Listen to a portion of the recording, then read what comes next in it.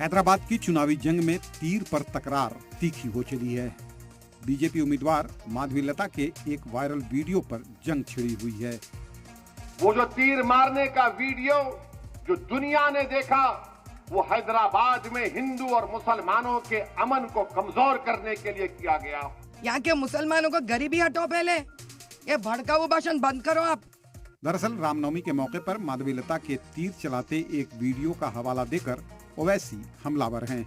इसके जरिए वो चुनाव में बीजेपी को आड़े हाथों ले रहे हैं। अब आप देख रहे हैं कि एक बीजेपी के उम्मीदवार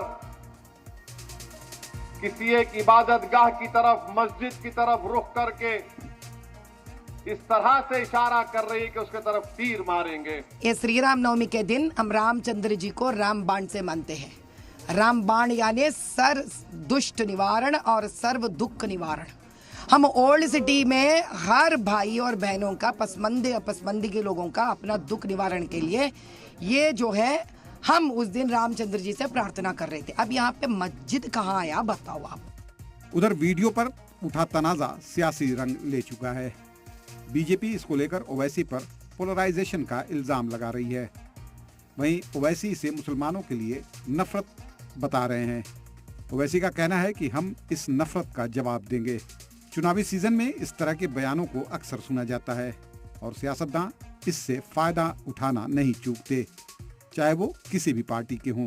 बता दो ऐसी ताकतों को, बीजेपी आरएसएस को, कि तुम लाखों हरकतें कर लो, तुम तीर इमेजिनरी चलाओ या तुम तीर चलाओ, हम तुम्हारे तीर का जवाब मोहब्बत से देंगे। और याद रखो बीजेपी आरएसएस वालों, ये हैदराबाद है, ये कोई वो जगह नहीं है जहां पर तुम्हारे इन हरकतों से हम तुमको पीठ दिखाएंगे।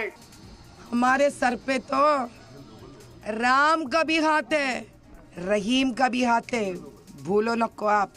हमारे नरेंद्र मोदी भाई मुसलमानों के लिए भी आगे बढ़ रहे और हिंदुओं के लिए भी आगे बढ़ रहे, सिख के लिए भी आगे बढ़ रहे और ईसाई के लिए भी लोगों के लिए भी आगे बढ़ रहे।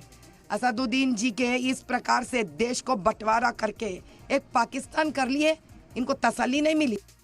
हैदराबाद में कौन किस पर भारी साबित होगा, इसका पता 4 जून को चलेगा। फिलहाल सभी पार्टियों के कैंडिडेट जीतने के लिए एड़ी चोटी का जोर लगा रहे हैं। ब्यूरो रिपोर्ट, सलाम टीवी।